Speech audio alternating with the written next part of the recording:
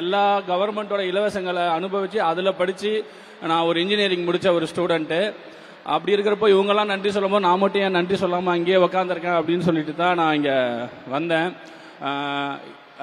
ஏன்னா நான் ஒரு மிடில் கிளாஸ்னால் நகரத்தில் இருக்கிற மிடில் கிளாஸ் கிடையாது, ஊர் சைடில் இருக்கிற மிடில் கிளாஸ். ஊர் சைடில் என்ன மிடில் கிளாஸ்னால் நாங்கள் இட்லி கறியெல்லாம் ஞாயிற்றுக்கிழமை எடுக்க மாட்டோம், தீபாவளி பொங்கல் விசேஷங்களுக்கு மட்டும்தான் எடுப்போம். அந்த அளவுக்கான நாங்கள் மிடில் கிளாஸு.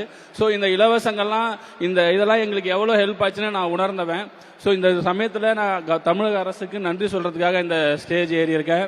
அப்புறம் ஒரே ஒரு இன்சிடென்ட்ஸ், இந்த காலை உணவு திட்டம் ஏன்னா நான் ஒரு மிடில் கிளாஸ் ஆகனால ஒரு வேளை சாப்பாட்டோட அருமை என்னன்னு எனக்கு நல்லா தெரியும். இந்த காலை உணவு திட்டத்தை பற்றி அது எப்படி வந்துச்சுன்னு ஒரு நாள் நான் முதலமைச்சர் மூலிமா கேள்விப்பட்டேன். நான் ஒரு ஸ்கூலுக்கு ஒரு விசேஷமாக போயிருந்தேன். அப்போ நான் சில பசங்களை கேட்டேன், சும்மா கேஷுவலாக கேட்டேன், சாப்பிட்டீங்களாப்பா அப்படின்னு கேட்டேன். அவங்க இல்லை சார், காலையில் அம்மா வேலைக்கு போயிட்டாங்க, நாங்கள் அங்கேருந்து வரோம், அதனால் சாப்பிட முடியல அப்படின்னு சொன்னதாக கேள்விப்பட்டேன். அடுத்த கொஞ்ச நாள்லயே பார்த்தீங்கன்னா காலை உணவு திட்டம்னு ஒன்று ஆரம்பிச்சிட்டாங்க. ஏன்னா நான் இலவச பஸ் பாஸ் அரங்கூர்ல இருந்து திட்டக்குடி 12 கிலோமீட்டரு. நான் திட்டக்குடி ஸ்கூலுக்கு வருவேன். மேக்சிமம் 7:30 to 8 பஸ்ஸை பிடிக்கணும். 8, 8:30, 9 மணி ஆகிடும் ஸ்கூலுக்கு வர. அப்போ நான் யோசிச்சிருக்கேன், இந்த மதியம் சோறு போடுற மாதிரி காலையிலையும் சோறு போட்டிருந்தா கொஞ்சம் சந்தோஷமா இருந்திருக்குல்ல, ஸ்கூல்ல சாப்பிட்டுருக்கலாம்ல அப்படின்னு நான் யோசிச்சிருக்கேன். அது இன்னைக்கு நடந்து இன்னைக்கு அதனால ஒரு 24 லட்சம் பிள்ளைகள் சாப்பிட்றாங்க. அது இன்னும் அடுத்த கட்டத்துக்கு போயிட்டு இருக்கும் போது அந்த உணவுக்கு ரொம்ப ரொம்ப நன்றி சார். அப்புறம் பெரிய பெரிய முதலாளிகளுடைய தேவைகளையும் பூர்த்தி செய்யற நிறைய கவர்மெண்ட்டுக்கு மத்தியில் ஒரு பாமரனோட பசங்களோட குழந்தைங்களுடைய கோரிக்கைக்காக ஒரு திட்டம் நிறைவேறிருக்கு, அதை அமல்படுத்தி இருக்கிறாங்க.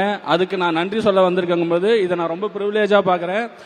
தமிழக முதல்வர் அவர்களுக்கும் கல்வித்துறையிற்கும் மிகப்பெரிய நன்றியை தெரிவித்துக் கொள்கிறேன். இது மாதிரி இன்னும் நிறைய பண்ணுங்க. நம்ம ஆல்ரெடி பண்ணிட்டு தான் இருக்கிறோம் தமிழக அரசு. ஏன்னா முன்னாடி எப்படி இருந்தோன்னா மக்கள் படிக்கிற எண்ணம் மட்டும் இருந்தா போதும், நான் படிக்க வச்சிடறேன் அப்படின்னு இருந்துச்சு. இப்ப அது பத்தாது, உனக்கு நான் படிக்கிறதுக்கு எண்ணத்தையே உருவாக்குவேன் அப்படின்னு சொல்லி நம்ம பண்ணிட்டு இருக்கிறாங்க.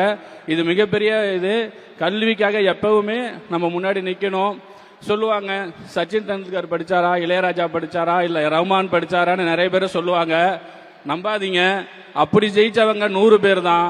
படிச்சதுனால ஜெயிச்சவங்க தான் இங்க அவ்வளோ பேர் இருக்கும். நீங்க அதை ஃபாலோ பண்ணுங்க. எக்ஸப்ஷனல் எப்பயுமே எக்ஸாம்பிள் ஆகாது. முதல்வர் அந்த ஏவியில சொன்னதுதான், படிங்க படிங்க படிங்க. நான் எக்ஸ்ட்ரா ஒரு தடவை சொல்றேன், படிங்க.